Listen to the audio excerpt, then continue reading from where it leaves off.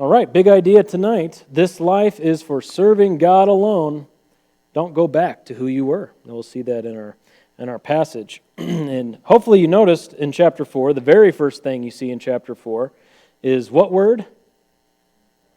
Therefore. All right, so that means he's connecting his ideas together. These aren't just random thoughts thrown onto a page, but there are connections here. Therefore, in light of Christ's great victory and our cleansing in Him. That's what we've been talking about the last few weeks. Run your eyes back up to chapter 3, the end of chapter 3, talking about Jesus going and making proclamation to the spirits now in prison and for the cleansing that we have by baptism. Talked about that over the last few weeks. In light of this great victory of Christ and our cleansing in Him, therefore, since Christ has suffered in the flesh, now we're going back even further into chapter 3. Look at chapter 3, verse 17, where he says, "For it is better, if God should will it so, that you suffer for doing what is right rather than for what is wrong. For Christ also died for sins once for all, the just for the unjust, so that He might bring us to God, having been put to death in the flesh, but made alive in the Spirit." So all these themes that were culminating there at the end of chapter 3, in light of these things, since Christ has suffered in the flesh, arm yourselves also with the same purpose.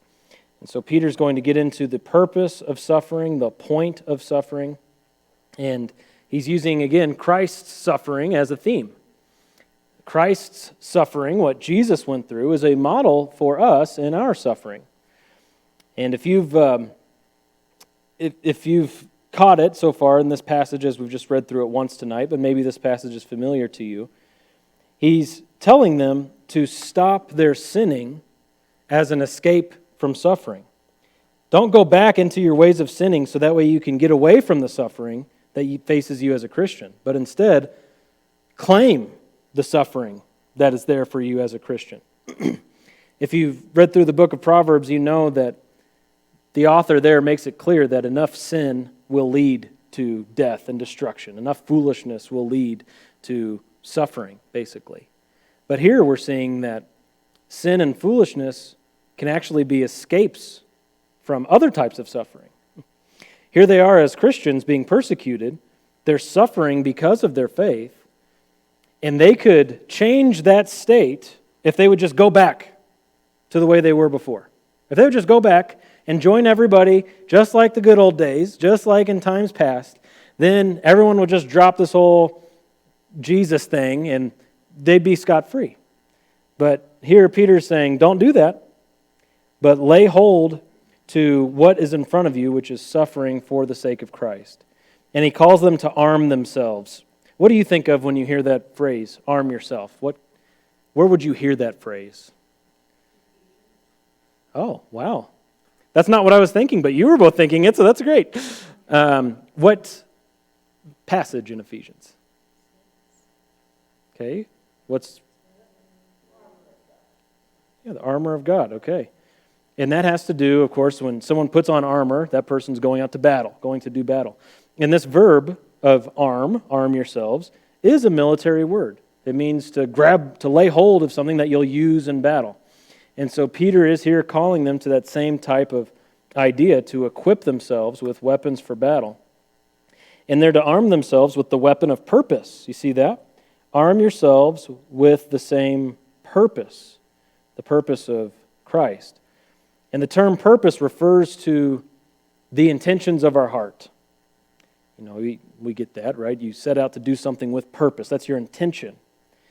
It's also our motivation. So Peter here is calling them for the battle that's ahead, the spiritual battle, they are to be equipped with the same motivation or the same intent as Christ himself. We are to appeal to the motivations of Christ to shape our motivations in this life here and now. And he goes on to add this phrase, arm yourselves with that same purpose because he who has suffered in the flesh has ceased from sin. Now that kind of seems like a strange direction to take it. But again, thinking of their situation where, they've lived a life of sin, lived a life with the world. Now they've become Christians, and he's saying, look, you've got this Christ life that's been given to you. God's will is set before you to live for Him. And then you've got your former self, and he's about to list those sins. You've got that former life, and it's tempting to go back to that former life so that you don't face the challenges of living as a Christian. And he's saying, no, if you have the motivation of Christ, you have the motivation of ceasing from sin and to do the will of God. Because out of all the things we could say about the motivations of Christ, all the wonderful things we could say, the motivations of Christ were at least selfless and humble, given over to the will of God totally, completely. Jesus never did anything that was rooted in self-service, did He? For the Son of Man did not come to be served, but to serve, and to give His life a ransom for many. Okay? And verse 2 makes that clear in saying, this is what you are to do. Live the rest of the time in the flesh, no longer for all those sins, the lusts of men, but for the will of God. So this life is for serving God alone, not for living for yourself. Thoughts on the big idea of the first two verses there? Thoughts or questions? It's pretty straightforward. A lot easier than what we were just in the last few weeks, so it's refreshing for me at least to not have to give really long explanations. Diana. I was just thinking about as a new Christian and immediately going off to Bible college. It was hard for me, and I came home and I went to prison. Because it was just, my circumstances made it difficult in my life. Mm-hmm. And I wanted to quit. Yeah. And I didn't. Because the Lord spoke to my heart through another person. Mm. I didn't quit, and I'm glad I didn't. Yeah. Yeah. He holds on to us, doesn't He? Yeah. Yep. I got saved in high school, and it was a small town where I'm from. I had the same friends from kindergarten all the way through because it's a small place. And when I became a Christian, lost my lifelong friends, between my sophomore and junior years of high school, basically. And the only Christians in my high school were girls, it seems like. That's not the most wonderful thing, but there we were. And that's just the way it was. And the Lord really can impress that on our hearts through the means of His people, through His Word, that the life that He has for us is better than the one that we had, even if that includes suffering of any degree. So, other thoughts or questions so far? We doing all right? Hanging in there? Feeling a little tired? Okay, maybe I can spice it up somehow. I'll dance while I teach or something. I don't know. All right. that could have just strange effects. All right, verse 3. So this is where these statements in blue come from, starting in verse 3. He says that the past is sufficient in verse 3. For the time already past is sufficient for you to have carried out the desire of the Gentiles. And then look, he lists 6 sins here. A course of sensuality, number 1, lusts, drunkenness, carousing, drinking parties, and abominable idolatries. So he's saying here that those are things that they used to do, obviously, but their past was more than enough time to live out those things. And so what he's doing is he's ruling out these excuses that people can come up with. Perhaps you've counseled people that you weren't quite sure if they were saved or not, and you're counseling them, and they'll say silly things like, well, I never got to experience this in my life. And they feel like they need to go sow their wild oats, or however they want to phrase that. I never got to do this, that, or the other thing. I didn't get to experience it for myself. People will say the strangest things sometimes. I need to go experience that sin for myself so I know I don't want it. Peter's ruling out that idea here, isn't he? The time already passed is sufficient. You don't need to go make time for that. Or someone who might say, well, I wasn't that bad before I was a Christian. I wasn't that bad. I was pretty good. Well, Peter's also ruling out that idea too. He's saying, in the time already past, you were doing enough sins. You were sinning, whether you recognize it or not. And you filled up that time sufficiently with your sins. And so he's ruling out all kinds of ideas and excuses that people might have, and he's pointing them to their past to teach them a better way.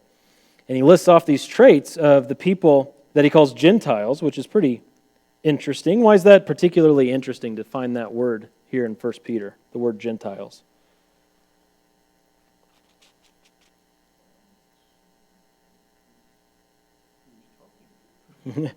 Yeah.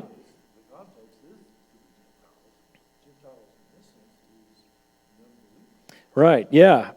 Usually, throughout the whole Bible, basically, you've got this bifurcation of two groups, Jews and Gentiles.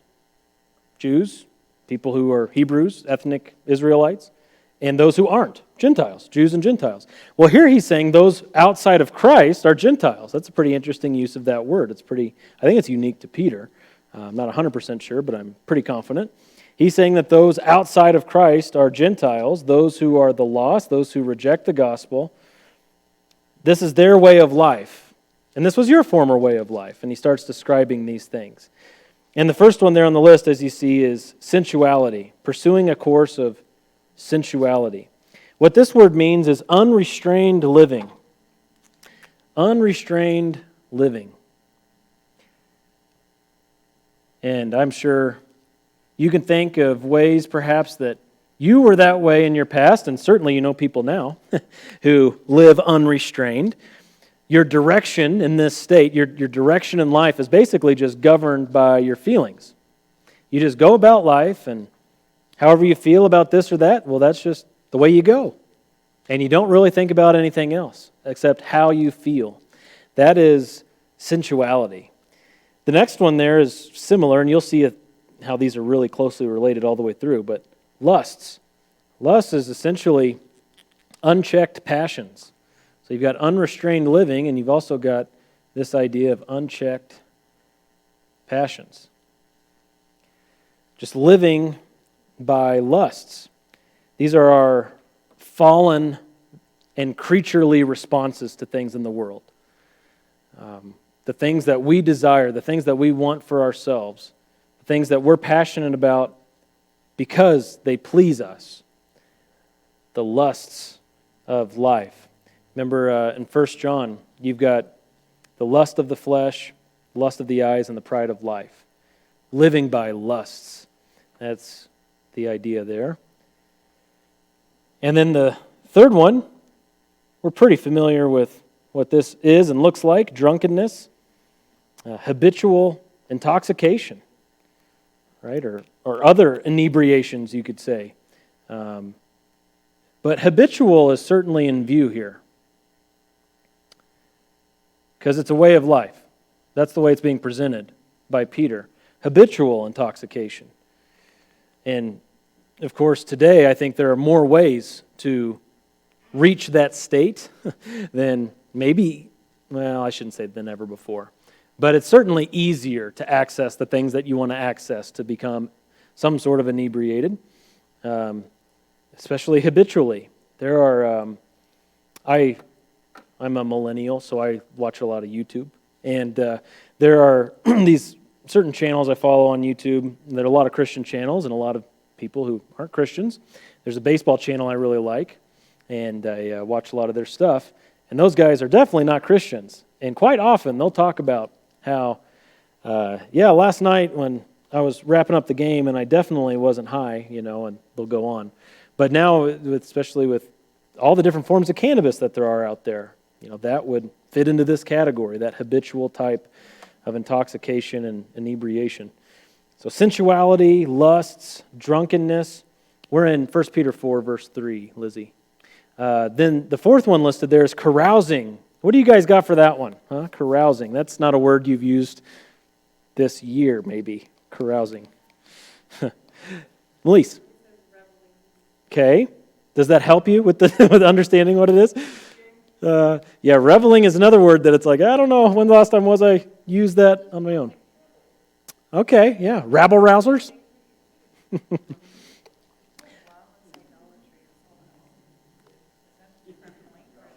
Yeah, that's a different, so we're on the fourth one, right after drunkenness. Yours say carousing? No what? Does yours say carousing? No. Oh. I thought it was just, Oh, okay, gotcha. What, is that New King James, King James? What is that?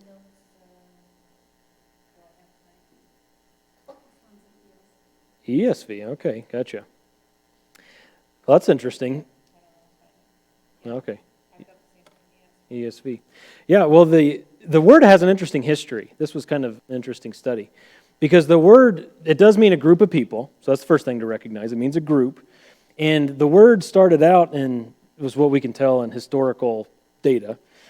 When a victor would come home from battle, he would have like his groupies. And they would come and they would go back into the city with them. Okay, he would have his little group. Well, then it evolved to mean a bad band of people. Because, you know, that band of people who usher a victor back home or whatever, that's not that bad. But eventually it became known as like, well, they're just rabble-rousers. Or if you've been to Vegas or Bourbon Street or something, and you've got a group who's at a bachelor party or bachelorette party, there they go down the street and they're carousing, they're reveling, that sort of thing. It's that idea. There you go. That's absolutely it. Yeah. So,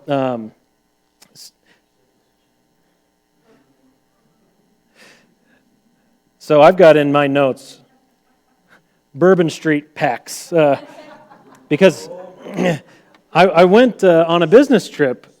I was on a business trip once in July in New Orleans in the French Quarter and went to Bourbon Street, and that was a sight to behold. And I think of that in my mind. I've been to Vegas a couple of times for business too, and I've seen what it's like on the Strip. And I've told people that Bourbon Street is like you take all of Vegas, the bad parts of Vegas, and then jam it into like an 8-block, one-road strip, and that's it. I mean, I thought it was worse than Vegas in a lot of ways. And you would just see groups of people staggering about, you know, doing their thing, and they're carousing. That's what carousing is. So there's your picture for that. And again, the next term is a lot like that one, drinking parties, okay? That one's pretty self-explanatory. There's no deep meaning on that one. Parties where people are getting intoxicated, drinking parties. I see lots of commercials for alcohol. Again, baseball. That's pretty much all I watch is baseball or stuff related to baseball or Christian stuff. And between innings on baseball, they're always showing at least one commercial for some kind of liquor. And like today, what was the line? I was going to try to remember the line for tonight, and I can't remember. It was some drink I'd never heard of, and the line was, make, remember when, start today. I think it's something like that, kind of a creative little marketing line. But you've got people at the beach, and they're all having a great time. Cheers, do-do-do-do-do. And you know that you can have people get together and drink and it not be sinful. But you know when Peter's talking about your former way of life for these people, drinking parties, they were doing more than just drinking responsibly and having a couple whatever. They were getting drunk. Those were drinking parties. And then finally is abominable or lawless idolatries. Yours might say lawless idolatries. And this isn't the golden calf type of idolatry. He's not talking about going to some sort of totem pole or something like that. He's talking about just utter lawlessness. Even what the world would say is lawlessness. Breaking the law. Going about and serving self in a way that has no regard for the law. So you could sum it up with just that phrase, no regard for law. Whether that's God's law or the authorities that are in place, it doesn't matter. Just utter abominable idolatry and lawlessness. So that's how he sums up their past life. Unrestrained sensuality. I don't know if I meant to put sensuality there. I think I meant to put living. That's a better word. Unrestrained living. That was the definition of sensuality. You never want to use the term in the definition. That's not helpful. Unrestrained living. Unchecked passions, habitual intoxication, carousing, and no regard for the law. That's what he's saying. Look, you've done plenty of that, and the past is more than enough for filling that up. And so that way of life is in your rearview mirror, Peter says. That's behind you. Your motivation now is just altogether different than it used to be. Because if we could say, well, what do all these things have in common? In fact, what does all sin have in common? Well, you're just paying attention to yourself. You're serving yourself. You've made yourself number one, and whatever you want to do, that's what you're going to do without regard for God or His commands. Peter's saying, now your motivation is the will of God, not the will of self. That's verse 2 again. He says, no longer live for the lust of men, but, what's the contrast? Live for the will of God. That's what's set before them. And then he goes on after that, after talking about the sufficiency of the past, to talk about the surprise of these Gentiles, those who are not in Christ.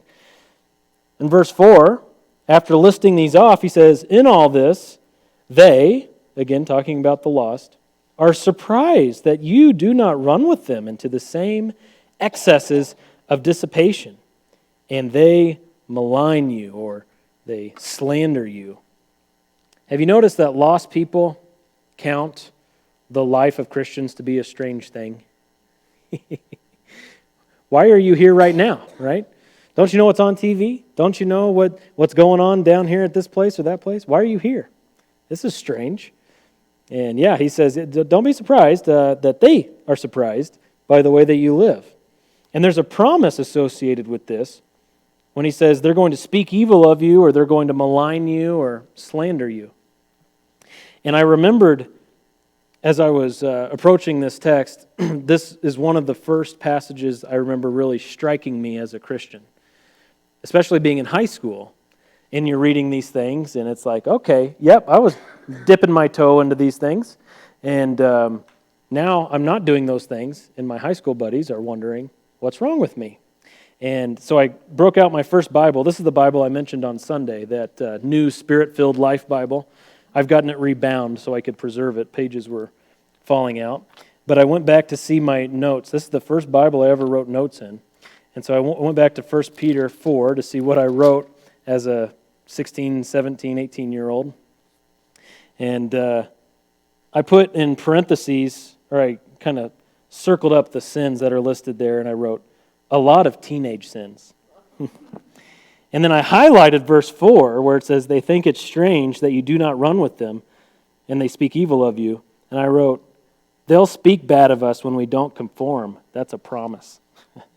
So, anyway, I kind of like sometimes going back and reading my notes from this Bible. It can be kind of scary sometimes to see what I wrote, but it's also interesting. But yeah, there's a sense of promise tied to that we will be maligned by the world because we're not conforming to their ways. Thus, we have to just continually align our motives with the motives of Christ. That's the call of verses 1 and 2. Arm yourselves with the same purpose as Christ. Don't escape persecution or seek to escape persecution through conformity with the world. But instead, press deeper into living for God, for the will of God. Thoughts or questions on verses 3 and 4 there?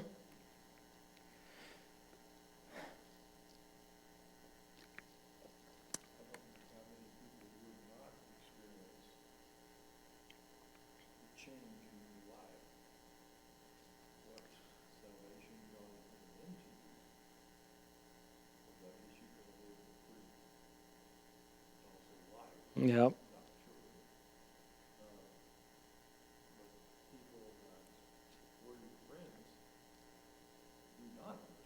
Mm-hmm. Mm-hmm.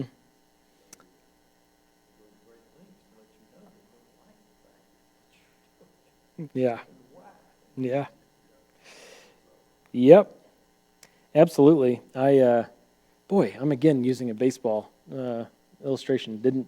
Wasn't planning on doing that. Sorry. But I was showing Melissa earlier this week a video. My favorite team is the Cardinals. If you didn't know that, they're near and dear to my heart. And there's a guy on the team who's been on the team for 15 years, and he is a very devoted Christian. And he has shared many stories, and other players have shared stories of how they've come to faith because of his testimony of working in their lives. And there was a guy on the team, he retired 10 years ago, but he was a real rough guy, real angry guy. And I was showing his testimony to Melissa because he came to faith through the witness of this other guy. And anyway, in all of that, the start of his story of how he came to faith was he was invited by that Christian to go to his yearly fundraiser, some sort of Christian fundraiser that he does at his home in Atlanta. And every year, he says, he brings in a Christian speaker, and he invites all these players to come, and they think, well, they're going to go and shoot the breeze and play golf and go home. And he brings in a good gospel preaching guy. And he says what typically happens is all these players come who don't know the Lord, and they leave feeling convicted. And so then they go out and they sin even more because they just have to get the holiness off of them, They were just around this preacher guy, and they got to go get that off by going and doing probably these things right here, right? And that's what happened to this guy who got saved that one year. Is he left and he said, I got to get away from there. He went out with some other guys, and he ended up stranded somewhere in Georgia, an hour and a half away, had no idea where he was without his phone and everything else. And that was the beginning of the Lord getting a hold of his heart and drawing him in. But there is something to the whole, okay, I'm a Christian now, friends. Here's the message. And they just really don't want to be around it. And undoubtedly, Peter's readers were going through that very thing in their lives. And he says, keep going after Christ. It's worth it. It's worth it. But it's really easy to lose perspective in those types of situations when you're talking about friends and family who just think you're crazy and don't want anything to do with you. So.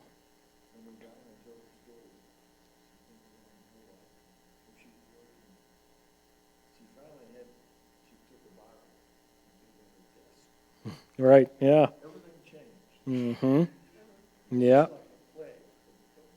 Mm-hmm. Yep, absolutely right.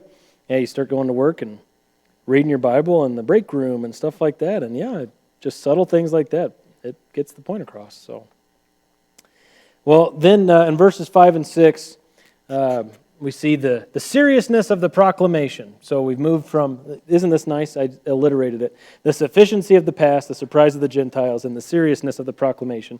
And verse 5, he's talking about these people who are going to slander you. He says, but they will give an account to him who is ready to judge the living and the dead. For the gospel has for this purpose been preached even to those who are dead, that though they are judged in the flesh as men, they may live according to the will of God. So we see initially in verse 5, there's a certain reality for these non-Christians who are out speaking evil of Christians. What is their certain reality in verse 5? Yeah, they're going to be held accountable. Jesus said, every idle word that man speaks, he's going to have to give an account. Okay, so Peter's here saying, yeah, that's going to happen to them. So keep that in perspective, right? As they're chirping, they're over there flapping their gums bad about you. Remember, they will answer for that. They're not getting away with that. But God will hold them accountable. And the way that they've lived in their sin and rebellion against God, that must receive justice. It has to. There will be a judgment for them that they will face. This is their inescapable reality. He's going to judge all people. And notice it says he's going to judge the living and the dead. Why do you think he emphasized living and dead? What's the reasoning behind that?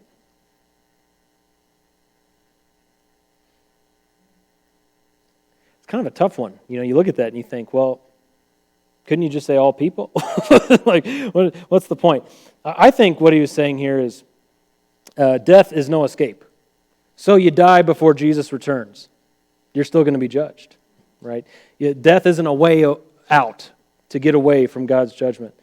But if you're alive at the return of Christ or you've died at the return of Christ, he is coming back to judge both the living and the dead. Death is no escape. And so, because of that fact, the church has a certain mission, and that's verse 6. Because this is true, that all people are going to be held accountable by King Jesus, the gospel for this purpose has been preached, even to those who are dead. The only way to escape the condemnation of God, the ultimate judgment of God, is through the gospel. It's the only way. Peter doesn't say here, they're going to give an account. So for this reason, someone must find a religion that works for them. So that way they can be happy and be a better person. That's not the solution, is it? What's the solution? The gospel, right? The gospel. It's not, these people have to get therapy. Nope, these people need the gospel. It's the only way to escape the judgment, ultimate judgment of God. So the church's mission is to get the gospel out to the world, right? That's our great commission, is to get the gospel to the world. And this is the message that calls people to prepare themselves to meet their Creator. That's what we're doing in the gospel. We're calling people to prepare for this judge to whom they have to give an account. We're not saying, hey, try out Jesus, He'll make your life better. He'll make your life happier and give you a sense of belonging. Now, all of those things you might say on the other side of salvation might be true. But that's not our ultimate call, is it? Our ultimate call is, you are a sinner and God is a judge. We've got to think about this. And there's one way of escaping the condemnation that's owed you, by trusting in the one who took on the condemnation of God, the penalty for your sin, Jesus Christ. Because no one can escape justice. Justice will be served one way or another. It's not that you're escaping justice. Either Jesus has received your justice or you are going to receive your justice. And so we're calling people to take that into account because God is judge. And then Peter gives us an example. He says, okay, for this purpose, the gospel's gone out, even to those who are dead. Now, wait a second. Okay. We're tracking with them in verse 6. Yes, the church, we're to take the gospel to the ends of the earth, even to those who are dead. What on earth does that mean? So you guys got any thoughts on that? Yeah, could you read your translation, the ESV?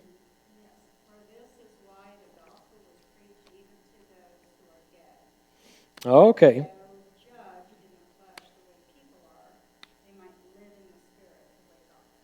Yeah, the ESV did a little bit of interpreting in their translating, so that makes it easier on the reader. Yeah, that's good.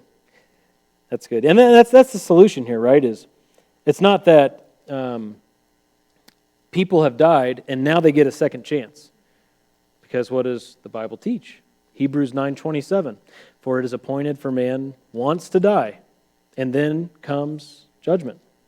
Okay? Once to die, and then comes judgment. So the phrasing here can be a bit awkward depending on what translation you have.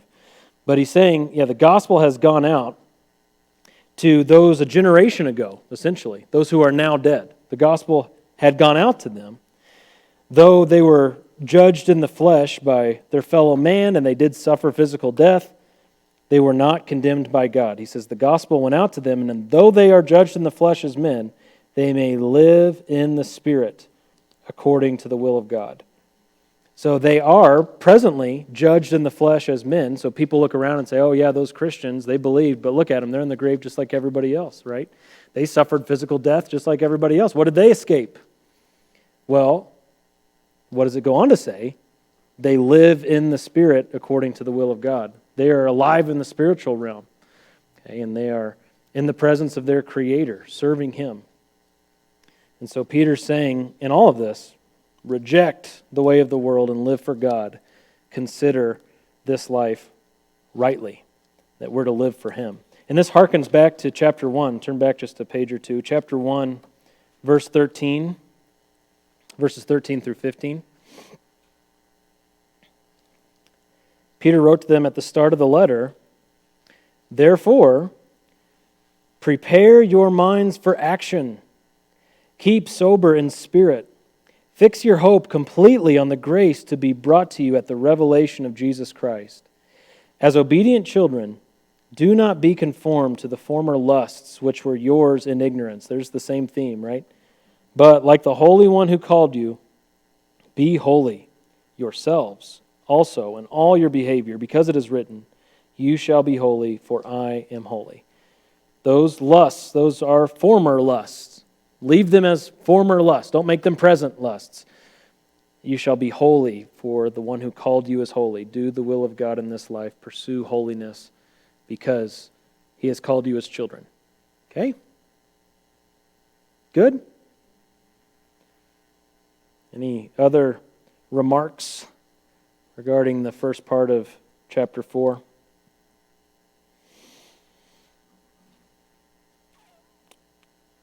Wow.